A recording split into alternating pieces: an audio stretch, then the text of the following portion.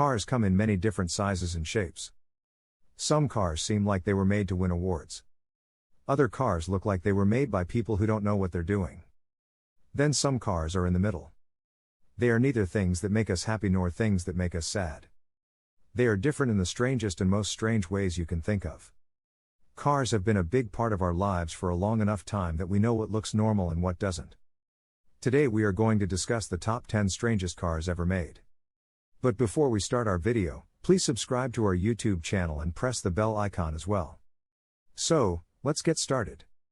10.1935 Stout Scarab.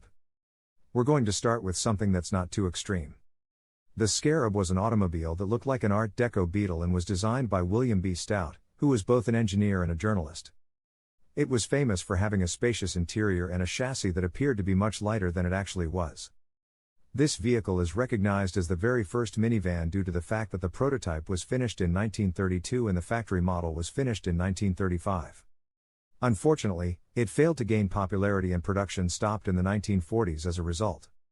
9. 1964 Peel Trident. It is difficult to determine what to make of the Peel Trident, other than the fact that it appears to be something that Cousin ITT may drive on the moon. The Trident, which was manufactured on the Isle of Man by the Peel Engineering Company, featured 2 seats due to the erroneous belief that someone who drove one would ever have a date.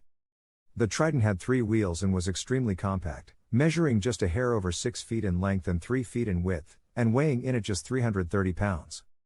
One more piece of information that probably won't surprise anyone: it was never actually sold in the United States. 8. 1932 Helicron. The fact that there has never been another creature quite like the Helicron makes the Earth a far less interesting and exciting place. This monster was discovered in the year 2000, withering away in a barn. It was swiftly restored to its full and weird splendor once it was discovered.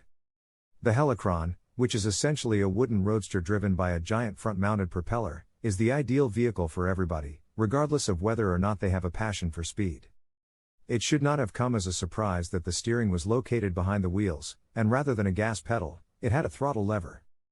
Jason Torchinsky of Jalopnik gave it a review when it was restored, and as part of his demonstration, he threw sausages into the propeller to show how it would affect pedestrians. Okay, so it's possible that there was a good reason why this design was never popular. 7. 1970 Ferrari 512S Modulo. This entry has a special place in my heart, and it might have something to do with the fact that I'm a fan of science fiction from the 1970s and 1980s. The Ferrari Modulo was a concept sports automobile that was designed by Ferrari.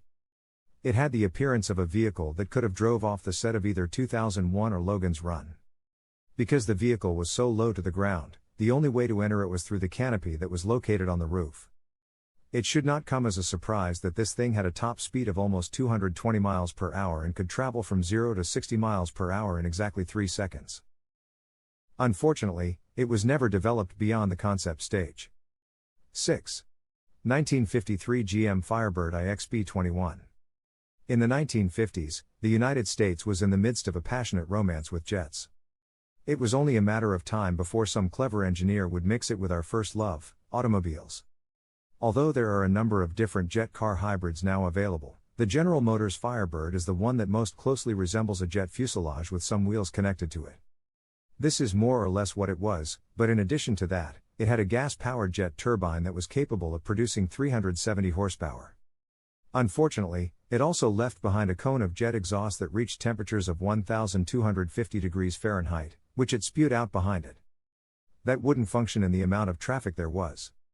5. 1942 UF Electrique.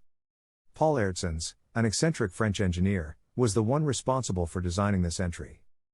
It seems to me that approximately one half of the phrase was absolutely superfluous given that you already knew the answer. If you think back to what was going on in France in 1942, it shouldn't come as a surprise to you that it was difficult for civilians, in particular, to get their hands on gasoline. The UF Electrique, often known as the electric egg, was designed to function as an alternative mode of transportation. Although it appears to be as lightweight as the Peel Trident, which was the previous entry in the competition, the electric egg weighed close to 770 pounds after its batteries and motor were included. It had respectable power for its day, with a range of 63 miles and a top speed of 44 miles per hour, or 37 miles per hour if you had a passenger, and if it had been popular, We may be years ahead of where we are now in terms of the technology used in electric vehicles. 4. ETV electric supercar. The ETV electric supercar is a one-of-a-kind creation, much like the Helicron.